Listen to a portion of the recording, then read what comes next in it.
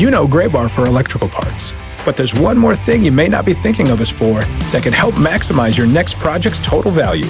Our pre-project planning services are designed to help you win the bid, save on labor costs, and keep your installers productive across your entire build. The sooner you call us, the better. Because when we're there from the beginning, we can anticipate your needs and help you solve problems before they become problems. Yep, Gray Bar does that.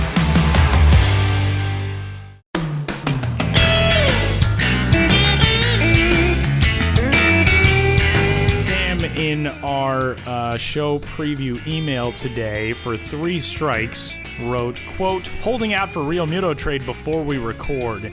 And literally, as we were setting up our equipment to start recording today, we got the push notification that the JT Realmuto trade had gone through. Nice work. Yeah, no. Well done. Yeah, a lot of this had been rumored throughout the day. We're recording this on Thursday this week, a little bit different than we normally do. And I'm thankful for that now because this trade would have made anything we recorded yesterday obsolete. But yeah, a lot of rumblings throughout the day that Sixto Sanchez and Jorge Alfaro were going to be going to Miami for JT Realmuto. Realmuto was kind of the big blockbuster trade we've all been waiting for this offseason. Obviously, some signings. By some, I mean quite a few. Signings still out there on the free agent market, but this was the big trade I think we were all waiting to happen.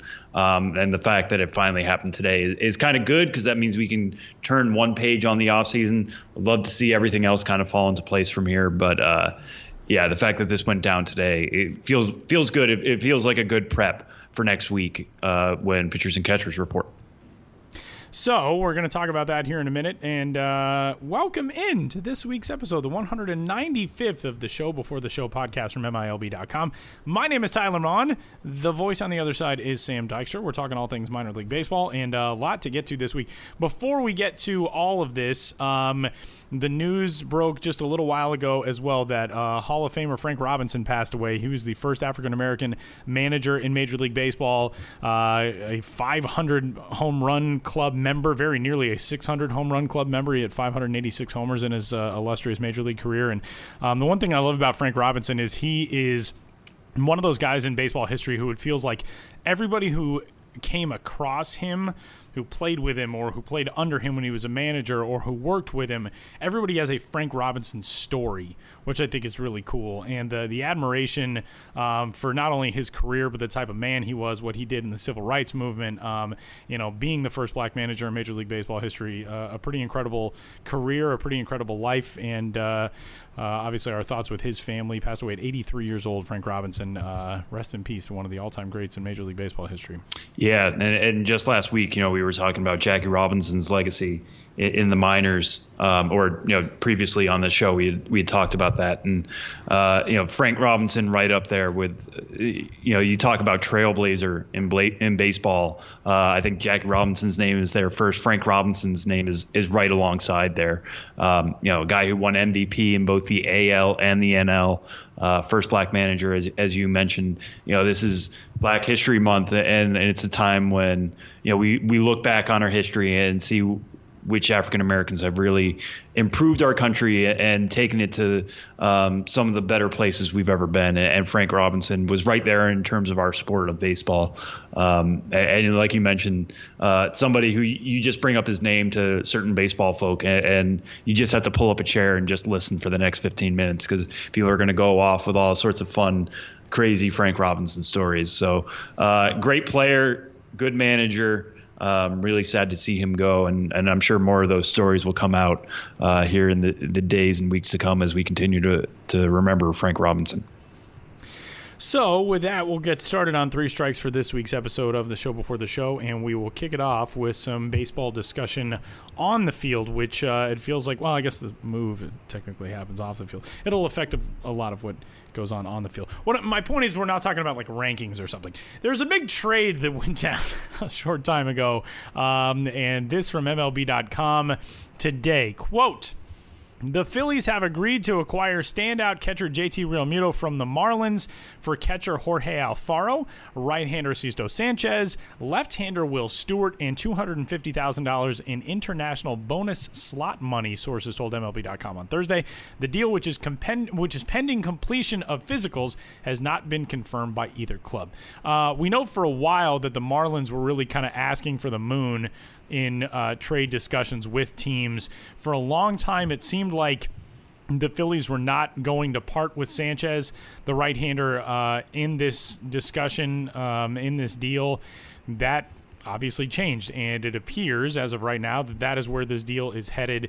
Sanchez last year with Class A Advanced Clearwater went 4-3 with a 2.51 ERA and 46 2/3 innings. He also missed a lot of time, right elbow inflammation, had a sore collarbone that kept him out of the Arizona Fall League, but he's a guy who, on the maybe crazy side comparison-wise, people have compared to Pedro Martinez. He's not the biggest dude on the planet, but a right-hander who throws gas. He's been clocked in the mid to upper 90s pretty consistently throughout his career, and he is really the prize piece of this deal that goes to Miami. On the other side, the Phillies obviously get the best catcher in baseball. We're going to talk about this from the prospect side. Sanchez, I think, does it come as a surprise to you that the Phillies got to the point where they gave him up? And where does that leave your evaluation of what the Phillies are at this stage in the offseason? Because we went into this offseason hearing all these big rumblings. They've got stupid money. The Phillies are going to sign everybody. Haven't signed anybody. And the deal that they've made now is a trade in which they give up their top prospect. Well, I won't say that they haven't signed anybody. They signed Andrew, right, not quote unquote anybody. Right, but, not upper tier. Like they brought in Andrew, not Manny, not Bryce Harper. Yeah, which is a big signing for them. But they did miss out on Patrick Corbin. Manny Machado and Bryce Harper are still out there. For whatever reason, they haven't yet signed with the Phillies. Whether that's the Phillies haven't forked over enough money, which, given the way this offseason has gone, kind of seems like that's the issue with basically all the free agents at this point, is that they haven't had their requests met. Or is it the Phillies just didn't look enticing enough to sign there? If it's the latter, well, acquiring JT Realmuto, who last year led all of Major League Baseball catchers in WAR, I think he was 4.6, and nobody else was really close. Grandal was like second, 4.8, excuse me. Grandal was second at 3.6. So he was pretty head and shoulders above Grandal last year as baseball's best catcher. Some people still think Buster Posey's in that conversation. I get it. We don't need to rank these in terms of that, but Realmuto, 2 years left before he hits free agency, some real value there, really going to hit his prime. And if that's going to happen, you do have to kind of pay through the nose. Now, you brought up, what does this make us think about Sixto Sanchez? Why would the Phillies be willing to give him up? The fact that they did is kind of telling to me, because you mentioned his health concerns. He had right elbow inflammation that held him out for a lot of 2018. Just when he's about to come back for the AFL, has a collarbone issue, then they keep him out of that as well. When you're 6 foot tall and a pitcher, and these injuries start to pick up, it becomes worrisome. And nobody's going to know Sixto Sanchez's health better than the Phillies. I mean, they're the ones who are getting him all these physicals. They're the ones who have held him out because of health. If they're willing to part with him, that causes me to put the brakes a little bit on his prospect profile. Now, when he is healthy, his arsenal might be one of the best we have among pitching prospects right now. It might be up there with a Forrest Whitley or even an Alex Reyes when he is healthy. His fastball, as you mentioned, hits upper 90s, could hit 100 at times. The curveball, the changeup are above average pitches, but what really sticks out to me is his control. It's one thing to throw upper 90s, but as we see so many times, often with relievers, if you have that gas, you sometimes don't know where the ball is going. Sixto Sanchez really knows where the ball is going. His command, his control is really special. He's only walked 4.9% of the batters he's faced in minor league baseball so far. That being said, he's still yet to crack triple digits in innings pitched for a season. This kind of holds off on that a little bit. I know some Phillies fans aren't excited to trade Alfaro, and Alfaro's not a prospect anymore, so I'll kind of put him off to the side here. But you're giving up somebody who might be 80% of Realmuto and putting on Sixto Sanchez on top of that.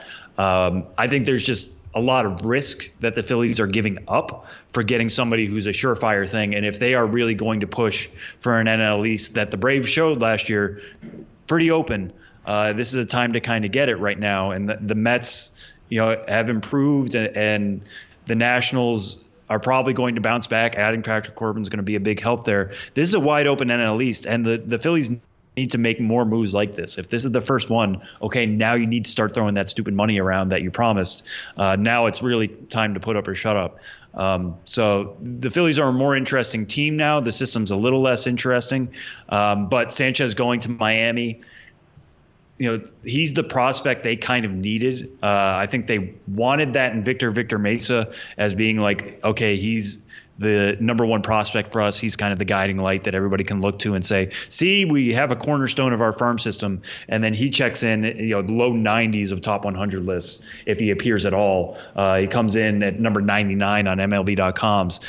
So bringing in Sanchez, who's number 27, is somebody who they can now point to and say, here's a guy who will lead us, who will be the future front of our rotation.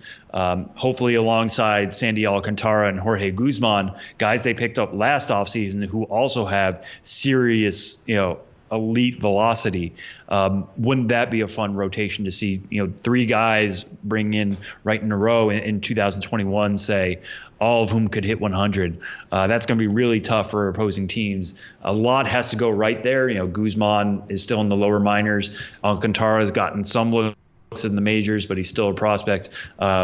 Sanchez hasn't seen Double-A yet and still has those health concerns. So this is, I think Miami should be happy with what they got back. It's a little riskier than maybe what they were hoping for, but now they do have that one guy that they can point to their fans and say, here he is.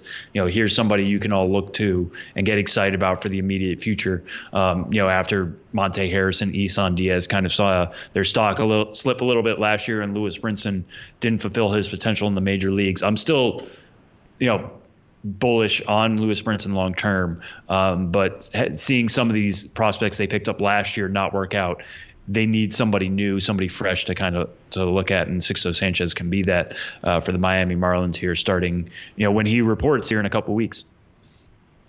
We don't talk about things on the major league side so much, but I know before this deal went down, the Phillies were still projected via Fangraphs somewhere around, I think, 78 wins and in fourth place in the National League East. Do you think this deal, just on a quick note on the Major League side, do you think this deal is enough to push them into the conversation to contend in that division? Not this deal alone, no.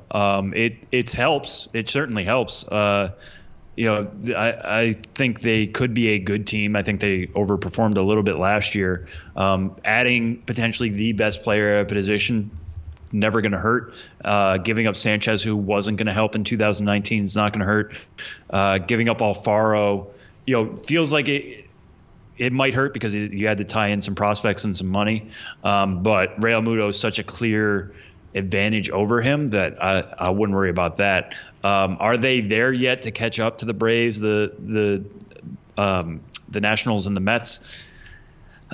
They still need to make that other move, and I think if they are being this aggressive, that means they are being that aggressive as well in free agency. That'll still yet to reveal itself, but they still need to take other steps. This can't be it alone by any means.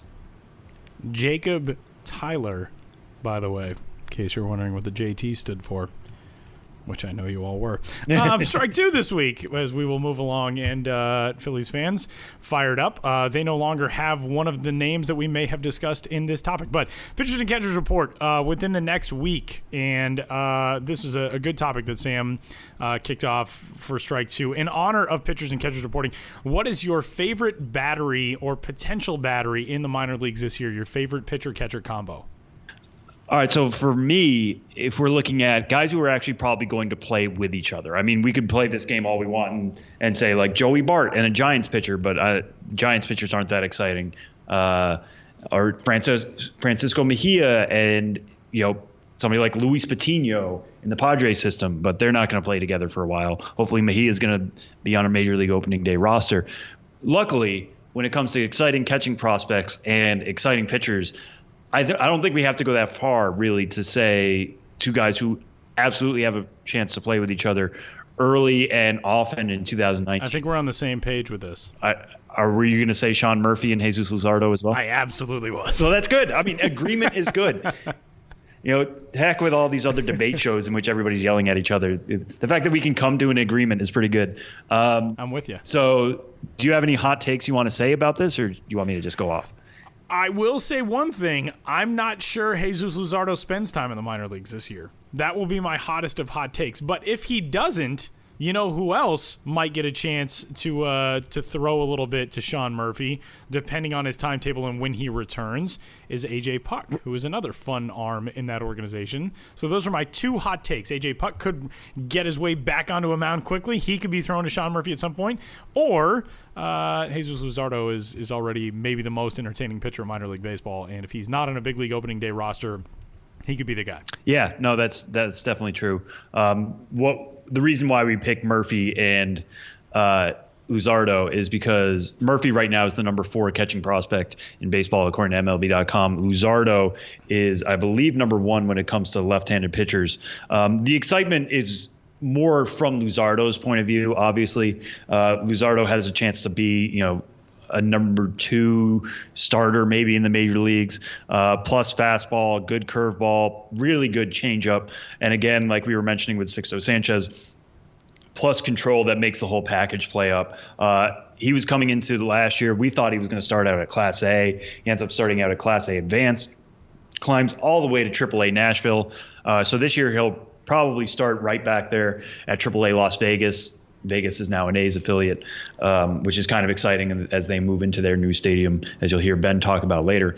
But he just has all these different weapons he can throw at guys. I know he struggled a little bit in his first taste of the PCL last year, but I thought he could have pitched in the major leagues in September. Obviously, you want to hold him back a little bit. He threw 109 in third innings. He's somebody who has Tommy John on his profile, but Luzardo just has so many weapons, and the fact that what makes this partnership so exciting to me is that Murphy what makes him a good prospect is his glove. He's supposed to be a really good receiver, a really, really good thrower, so he can control the running game. This isn't just, if we were pairing him up like some of those other guys I brought up before from the catching position, it might just be like, he throws to this guy, and then that guy goes and hits very well, and that's an exciting partnership for that. Murphy can be a pretty good hitter, but that's not where his value is going to come from. In many ways, he could end up being like the catching version of Matt Chapman in Oakland. Anybody who saw Matt Chapman play last year knows his glove is really, really special there at third base. I think Murphy could be right there alongside him. Maybe not quite as good because Chapman was so elite and at an actual fielding position. But Murphy is going to do incredible things working with the pitching staff. Teaming him up with Luzardo is only going to help those two. And I think if they both make the majors this year, which they are both poised to do if they start out at AAA, that's a partnership that the A's would love to see continue and foster itself, and it'll make both more comfortable. When you're no longer just catching a major league pitcher who you have to remember how you caught him in the spring, or if you're a pitcher and you're throwing to a catcher and you're like, okay, like what is his pitch sequence going to be? Am I going to have to shake him off a bunch? When you already have that established relationship, that's only going to help. So Luzardo, Murphy, I expect them to be there probably by July, both of them together in Oakland.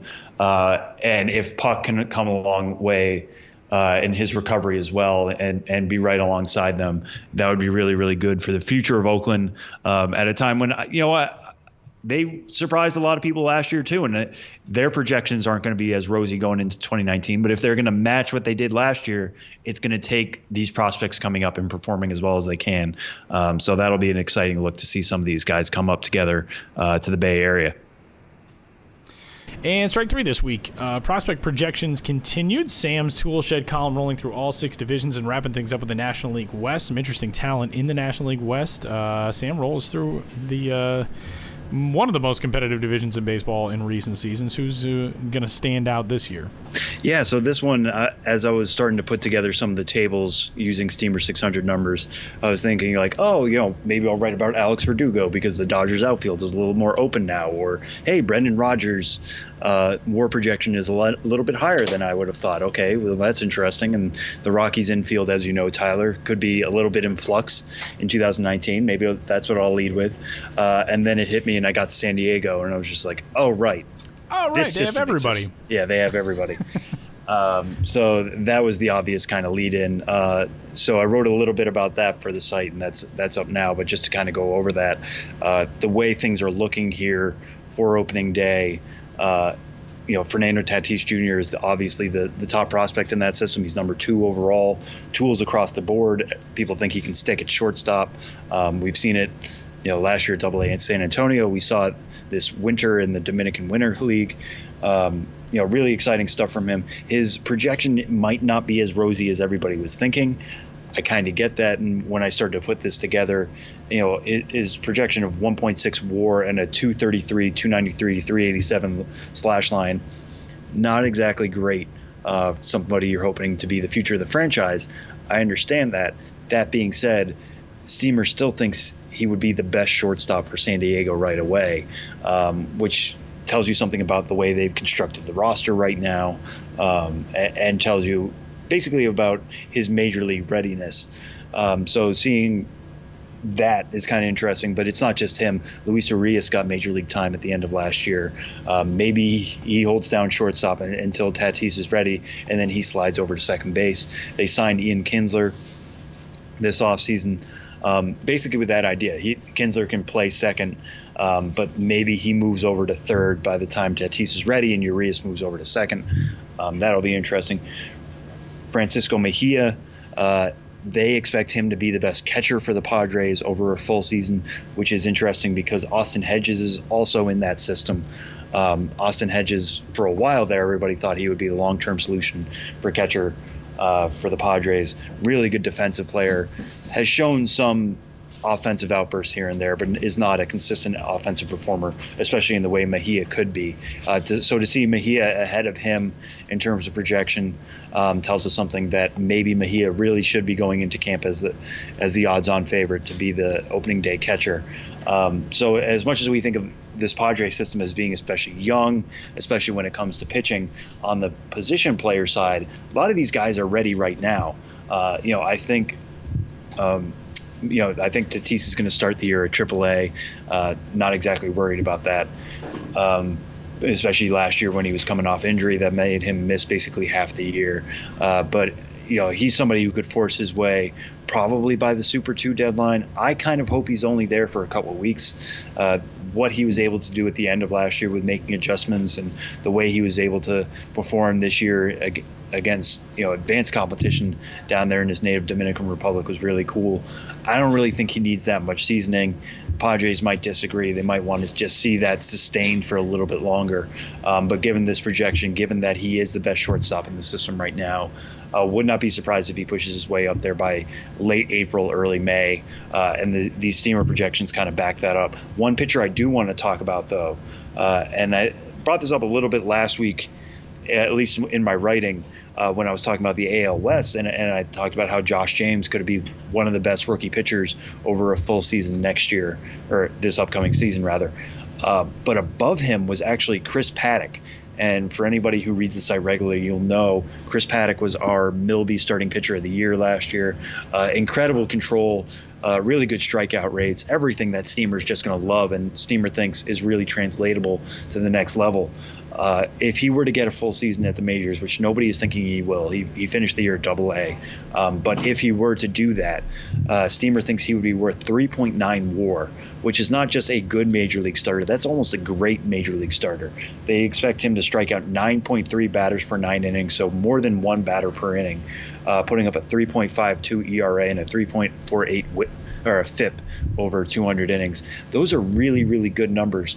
I think a lot of that is kind of skewed a little bit because Paddack was coming off Tommy John surgery last year, and the Padres limited him. So, he wasn't seeing batters necessarily 3 times in the way he would expect it expect him to in a major league lineup in 2019. But somebody who's got a really good fastball, a really good changeup. The breaking ball is really the only thing he's waiting on because that control is really good.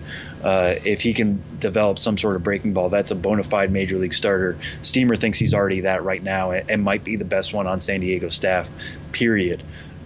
So when we're looking at 2019 for the Padres, I think we all agree it's going to continue to be a rebuilding year. But if Tatis, Mejia, Urias are all major league players by the end of May, by June, if Paddock is up in that rotation as well, if some of these other guys, Logan Allen, forces his way up there, maybe Cal Quantrill beats his projections because they weren't too great. They were just around 1 WAR for him. It's possible that they push up this timeline by a year, and we're talking about the Padres being maybe an 80-85 win team this year if all these prospects hit like they have the potential to do this year, and the projections kind of back that up a little bit. So that's 3 strikes for this week's episode, number 195 of the show before the show. Blockbuster deal already in the books today, and probably a whole lot more, maybe not trades like that, but there's a lot to come. You get the feeling even before pitchers and catchers report coming up in the next week. We will cover all of it for you as it pertains to prospects here on the official podcast of MILB.com. Coming up, we're going to talk some business stuff with Benjamin Hill, who joins the show next.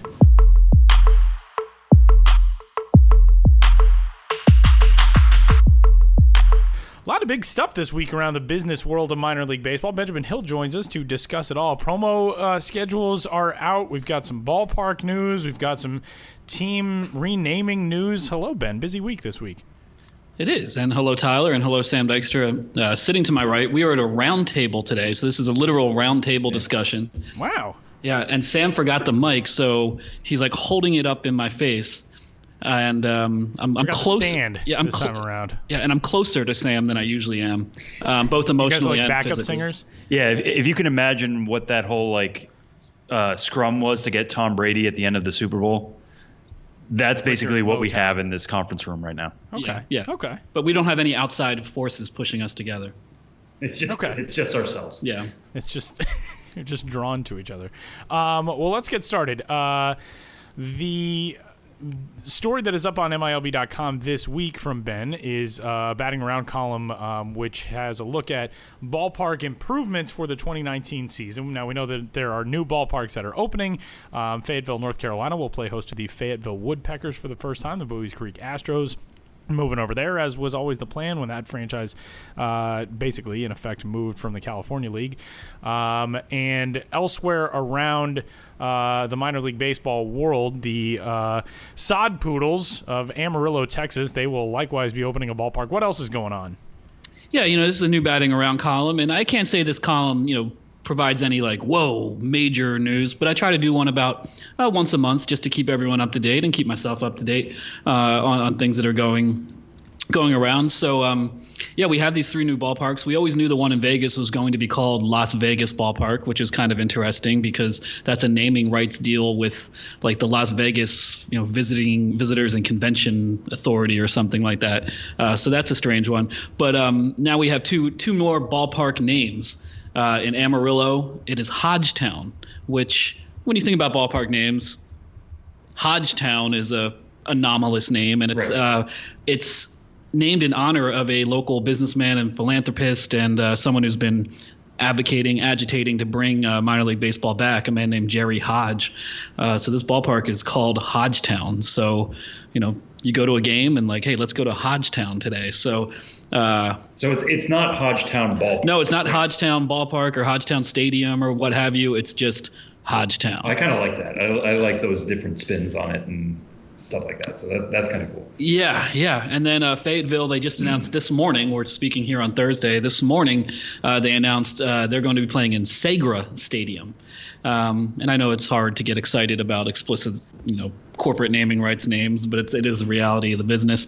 But Segra is one of the largest independent fiber bandwidth companies in the U.S. And if you really pay attention to these things, you might remember that just last month, the Columbia Fireflies, who play in Spirit Communications Park, changed their name to Segra Park. And that's because Segra is part of a is the result of some merger that involves Spirit Communications. And I don't keep track of these things too much in detail. But now, when we were talking, when 2019 began, a more innocent, simpler time, we had no Segra ballparks in the minor leagues. Now we have two. One in South Carolina. We have Segra Park in Columbia, South Carolina, and now in the new ballpark in Fayetteville, Segra Stadium. So if you're into independent bandwidth, I guess this is a good day for you. And that column also, goes over some improvements to ballparks that we can expect in 2019. Binghamton got a $5.1 million improvement plan. Bowling Green, Hot Rods have a couple $1 million going into their park. Same with Oklahoma City Dodgers, Chickasaw Bricktown Ballpark. So you got various things, new playing services, new video boards. And going back to Las Vegas, and as you guys know, following the world of minor league baseball, whenever a video board is announced, it always seems like, oh, this is the biggest ever, or it's the best resolution, or the most pixels, or whatever. And there's always this kind of like my video board is bigger than yours thing going on all around the minors. But Las Vegas flat out said, bam, we now have the largest video board in minor league baseball, 31 feet high by 126 feet wide. So apparently the largest in all of minor league baseball and top 25 in baseball in North America. So Vegas, I don't know what major league ballparks have smaller video boards, but apparently Vegas will have larger video boards than certain currently unnamed major league ballparks. But check out Batting Around for a full roundup of all this stuff. There's a lot of tidbits and notes and bites and bits and whatever you want to call it. And beyond just like little bites that we're getting about stadium news, we got some bigger kind of wave this week in terms of promo news, with a lot of teams kind of announcing what's coming up for the 2019 season for them in the promo department. A lot of interesting ones. One of the ones that stands out to me is the Maine Whoopie Pies, the Portland Sea Dogs. That sets up a battle between them and Reading. They're actually playing Reading, right? Isn't that the deal? Yeah. The Reading Fighting Phils in 2017 as part of the craze that most everyone, well, I'm sure a lot of the listeners to this podcast are already well aware, than the temporary naming craze of a regional food item. In 2017, Reading, laying claim to being like the birthplace of the whoopie pie, which is like a moon pie kind of. It's like it's a marshmallow. What is a whoopie pie, Sam? Yeah. I mean, it's like a marshmallow filling with like a chocolate bun, right? Yeah, essentially. Yeah. It's like a bigger Oreo, a bigger, softer Oreo. There you go. I always thought. Yeah, that's why you're. I would have put it. Those was a great use of words. So Reading did it in 2017, and I think this is the first time we've seen another team in a different region adopt the same food identity. So Portland is like, oh, we're going to be the Maine Whoopies in a game in June this month, and they're actually playing Reading. And unfortunately, Reading is not also playing as the Whoopies. It's not like Whoopi versus Whoopi. Whoopi. That would have been great. Yeah. Yeah. And then Whoopi Goldberg could show up, and there's just so many opportunities to. Not really. That's about. Well, no, if you think about it, there's so many famous people named Whoopi. They would get a lot of them. So I think that's kind of interesting. They're battling for whoopie pie supremacy, and who among us hasn't dreamed of a battle for whoopie pie supremacy? I sure have. So we'll see who wins. Who really can lay claim to the whoopie pie?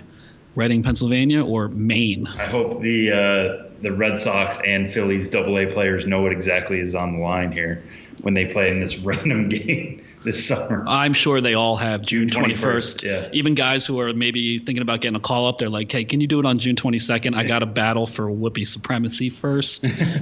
Priorities here in my career. But that was one that was announced today. We got Montgomery announced their promo schedule today, and saying it's like the year of bacon, and then there weren't any bacon promos on the schedule, so I was confused, but the team got in touch and said, there's a lot more to come. To trust us, this will be the year of bacon in Montgomery. And they call it the Biscuit Zodiac. Is that a thing they've done before? No, and I don't actually know what that's a reference to. I should have asked them that too.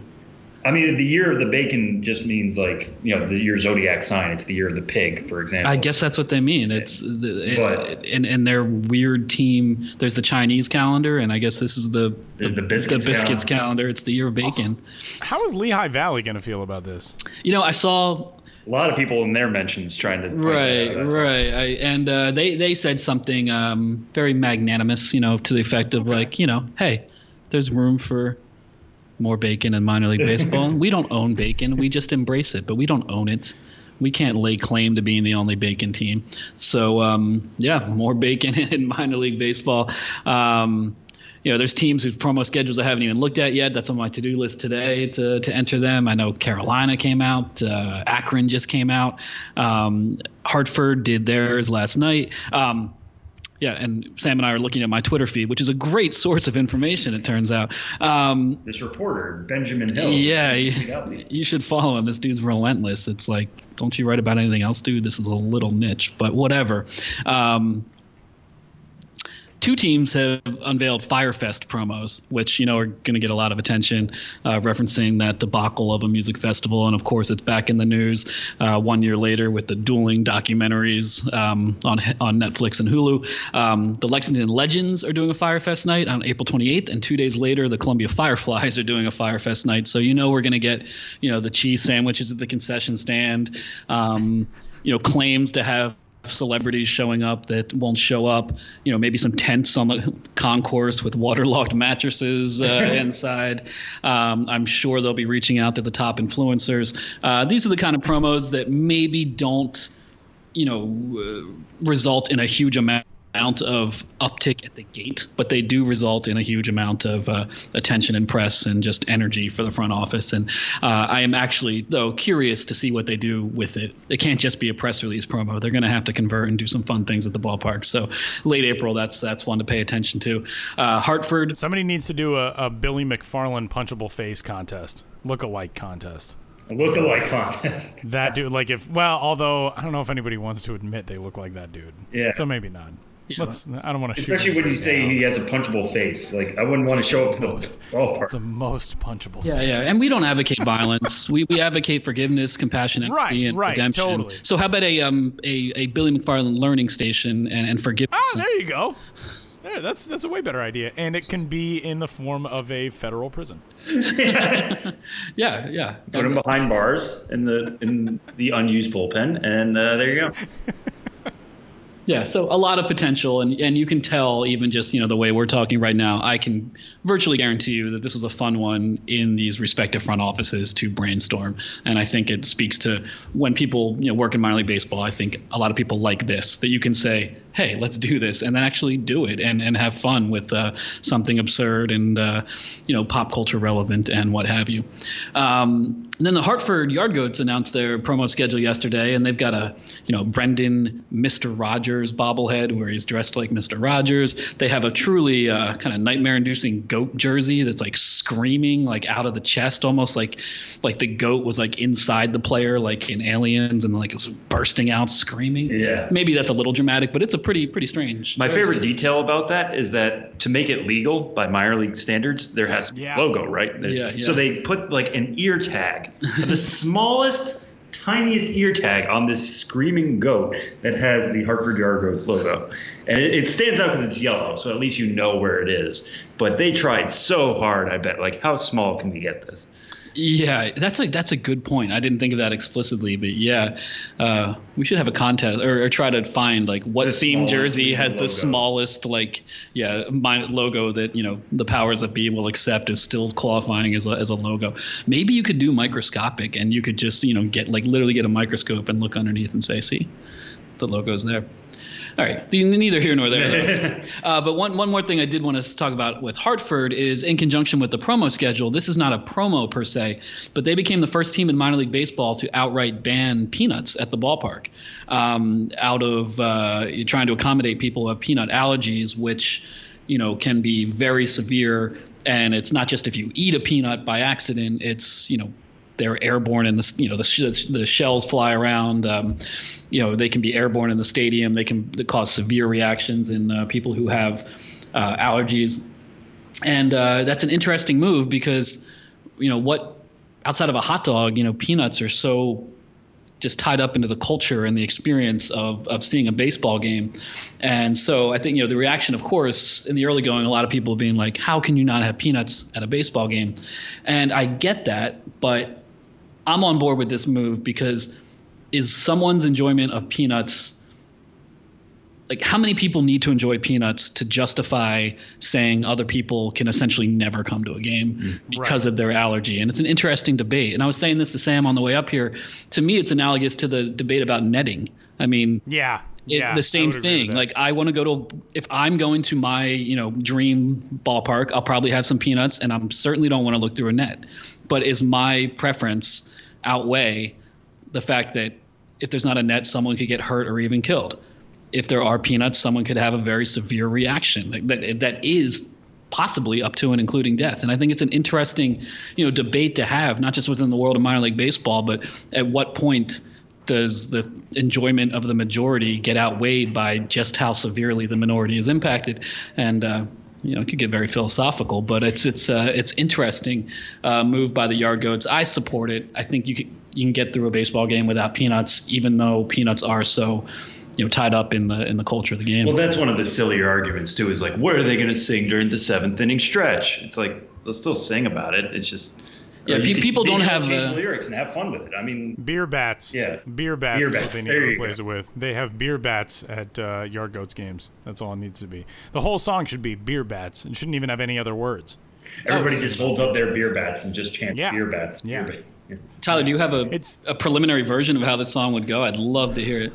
I'm workshopping some stuff. I don't want to rule anything out as of yet. I've been in the studio all week trying to get it nailed down. But no, I think the point about it being very similar to the netting debate is spot on. And it's one of those things that I think everybody is super fired up about right now and will forget about by May, as we have seen in so many minor league baseball debates. But to me, and I was engaged in a conversation on Twitter today with a guy who said, there are 12% of people in America are alcoholics and only 0.6% are allergic to peanuts. So if they banned alcohol at ballparks, that would be ridiculous. There would be an uproar. And I said, yeah, but like if you had a child who was allergic to peanuts and therefore could never go to a baseball game because of that, and then a team took a stand on something like this, wouldn't you feel good about the fact that that team was looking out for that kid? And it just seems like aside from the straw man of like banning alcohol and relating it to something like that, I just think like for a team to be proactive about this, I think is cool. And not only that, but to me, and maybe this is an overgeneralization, I feel like the people who are complaining about the Yard Goats banning peanuts at the ballpark would also be the first people to complain about how expensive peanuts are at the ballpark in the first place. It's like, if you're not going there and buying them, what is this really changing your enjoyment of the game that much for? I don't know. Yeah. It just seems everybody's fired up about it now. I don't think it's going to be much of an issue once we get into April and May. And beside the point, but also true, sunflower seeds are the superior ballpark snack anyway. I would agree with that as well, to be honest. As much as take that. Yeah, as well. Take that, peanut lovers. One other one notable from this week: the Durham Bulls announced a jersey that is fantastic. Yeah, wait, Ben. The Durham Lollygaggers. I don't have the date up on this, but Durham, I believe. Of course I just did. Yeah. I believe it was 2 days ago. Durham, Lollygagger night. There we go. June 14th. June 14th. And that is a reference to, of course, Bull Durham. The Durham Bulls have obviously done a lot of promotions through the years related to Bull Durham. I mean, it made their reputation like a movie has made the reputation of no other team. And it's a huge part of their their brand. And so now they're going even further and calling themselves the Lollygaggers, which is, of course, a reference to a famous lines of dialogue in the movie. Here it is right in front of me, but I can't really reenact it. I mean, you guys have seen Bull Durham, right? You guys, you lollygag around the infield. Anyway, the word lollygaggers is used quite a bit. That makes you Larry. Lollygaggers. There we go. That was my favorite thing. Was in there on the Hit Bull Win blog, the official blog of the Durham Bulls. They embedded a tweet from actor Robert Wool, who played Larry in the movie, and he tweeted a Chris Creamer tweet about those jerseys and just said, "Oh my God," which is pretty great. So he's fired up for it. Yeah, so that's a good one. June 14th got a lot of attention already. Will continue to get attention. And, as this conversation we're having shows, this is the time of year. We've been alluding to it over the last, 6 weeks or so, 5 weeks, basically since 2019 started. Things have been trickling in, but now they are coming in at a steady rate. And I would expect that to continue throughout the rest of February. These kind of announcements. Things are starting to actually ramp up, and it's starting to really feel like the season is coming instead of just sort of willing it to happen, or a lot of times in my case willing it not to happen because I feel overwhelmed about it. But you know how it goes. One final thing I'd like to bring up that I think we wanted to touch on is yesterday the Kannapolis Intimidators announced that they, in conjunction with moving into a new ballpark in 2020, will be rebranding. So they will no longer be the Intimidators. That name is a reference to the nickname of Dale Earnhardt Sr., the Intimidator, who I believe had an ownership share in the team when the Intimidators first started over 20 years ago. So they will be rebranding, and as is often the case, especially on social media, the initial reaction was not good to this. Well, and what I think was interesting about this initial reaction was it was this crossover reaction. I think Intimidators fans were to a degree upset about it, but we got tagged in a tweet from the NBC Sports site NASCAR Talk, in which they had an article about it, and then it brought this wave of people who were NASCAR fans who were very upset with the Kannapolis Intimidators for this. But I think that the Intimidators' rationale for it is well thought out. I think it was their assistant AGM was quoted, or their assistant GM, their AGM was quoted in the story and said, like, there are millions of people out there who are Dale Earnhardt fans, but that's his legacy. That's not necessarily our legacy. Like, we appreciate those people, we appreciate that history, but those people are fans of his and fans of his career and what he did in his life. And for us, we have a different history than that. And that, I think, is understandable and justified, but that's going to be a difficult one to get through for them. Yeah, it definitely will. And Sam, who has just been phenomenal at pulling up the right things at the right times. There was a tweet from Dale Earnhardt Jr. yesterday, who quote tweeted the Kannapolis Intimidators tweet announcing that they were changing their name. Dale Jr. quote tweets that and says, "I remember how I can't talk anymore." Dale Jr. quote tweets the Intimidators and says, "I remember how proud Dad was of this. What a shame it has to end." And, that's his opinion. That's fine. But that's some heavy. Got 4,000. Yeah, that's and like, if you're not involved in the ownership, which they're not, which I kind of feel like it doesn't really seem fair that the franchise forever can only have that identity. And that's a difficult situation because it's A, not often that you have teams that are named after one person to begin with, B, especially not even in the sport that they play. But that's a tough situation, and you see it from both sides. It's difficult, especially if you're. I know Dale Earnhardt's daughter also tweeted something similar about how it was disappointing. But it's if you're not really involved with the team, how long does the team have to be of that identity and only of that identity? Yeah, I feel the same way. I understand their emotional connection to it, and I'm not arguing with their opinions, but it doesn't really seem fair from a business perspective to kind of not hold them hostage, but to use that reputation of Dale Earnhardt Sr. to act like it's sacrosanct and you can't do anything with it. Right. It's a different sport. The family's no longer involved in the ownership. They're going to a new downtown ballpark, obviously want a new identity with that. And to be honest, NASCAR fans and people who are so mad, look at the attendance of the Intimidators in recent years. It's not that great. If you really were supporting, this NASCAR themed team, then you'd be there. And it's easy to be mad online, but it's a lot harder to actually put your money where your mouth is and do things and live your life in a way that actually supports the things you're mad about. I will give Dale Jr. credit for this. Earlier today, he tweeted out that if a change is indeed imminent, maybe the team could go with Ironheads, which is what was another nickname for Dale Earnhardt. I don't think that addresses any of the issues you talked about. I think that continues to tie it in with Senior. I get that. Or they could go with the Cannons if they'd like to honor some history of the town itself, and then he hashtagged it Cannon Mills.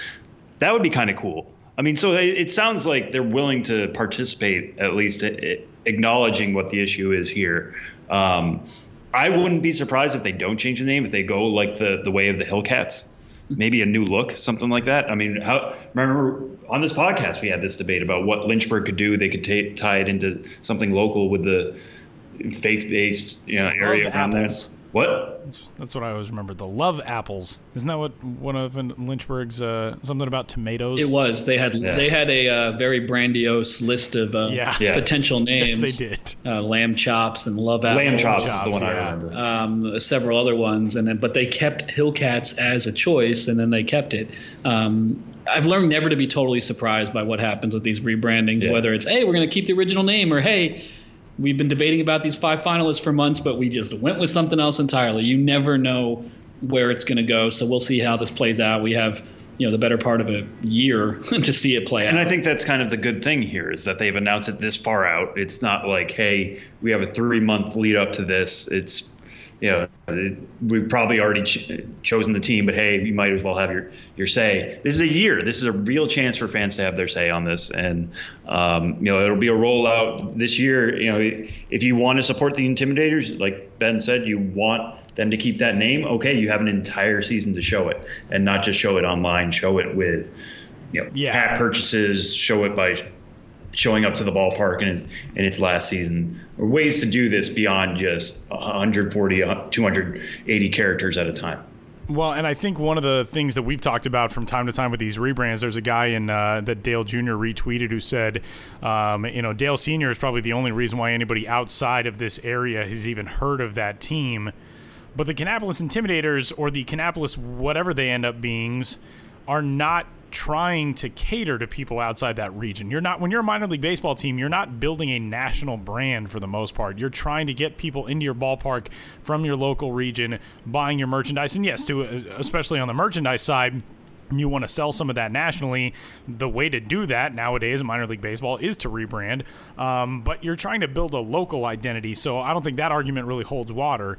But whatever side you are on this, I mean, you can make yourself known, especially if you're in that area and support that team. I will say that I'm going to have to get one of those hats because that's been an underratedly strong logo in the time that I've worked in minor league baseball. I've always liked the Kannapolis logo. Ben, you just named that one of your favorites. I did on when we had the staff roundup of favorite hats for National Hat Day. What a wonderful holiday. I chose Kannapolis as number 1. So even though I'm totally on board and understand why they want to change their name, I love the Angry K logo because it's a little bizarre and strange, and there's just nothing quite like it. If you haven't looked at the Kannapolis Intimidators logo recently, do yourself a favor and Google it, because it is pretty cool. It lives in a world of its own. And I don't really buy hats hardly at all. I just sort of accumulate them randomly and don't wear them too much. But I will want a K hat for my, for my collection, such as it is. That is a great cap, and I will be sad to see it go. That was my first reaction when I saw the team was changing its name. I'll be sad to see that K go. That said, if I was running this team, I would say it's time to see that K go. So I understand.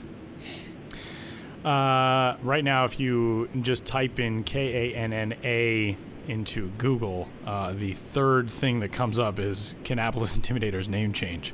So I guess the algorithms are seeing that it is making some news.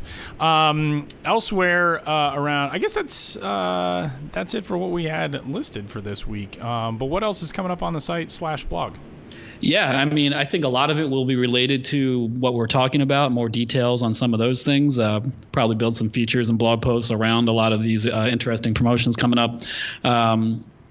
So in general, it's just kind of like, stay tuned, dude. Yeah, I was going to say, with the gauntlet thrown down by a lot of these promos this week, I mean, it's going to be tough to top the Durham lollygaggers, but like if this is where we're really starting promo season in earnest, I think the next 2, 3, 4 weeks is going to be really fun. My prediction is we'll have plenty to talk about as we did this week, and I hope people enjoy hearing us talk about it and have opinions of their own, and if you want to share them, hopefully you know where to find us. Right now we're in the Chelsea market, but don't find us there. Online, email, Twitter, the internet. Yes, do it. He's Benjamin Hill. You can find him on Twitter himself at Ben's Biz. The blog is bensbiz.moblogs.com. Batting Around is up on the site right now, and as we get deeper and deeper into promo schedule season, we'll be talking more and more about it. Thanks, Ben. Thank you, Tyler, and thank you, Sam. Sitting to my right, you held the mic with authority. Another Bull Durham line. That's my prediction.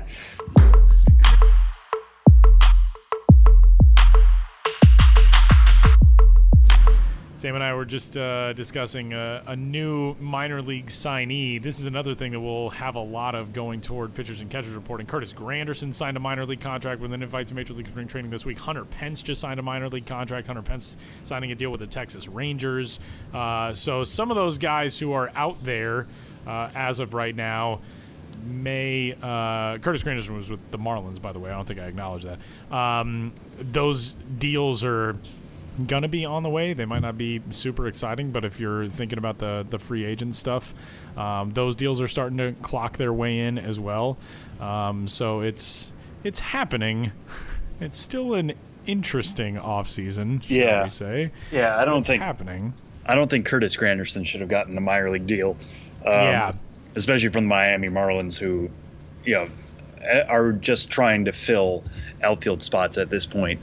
I like the signing. I think, Granderson bringing him in could certainly help Miami. I just wish they would have given him a guaranteed major league contract that it might turn into that.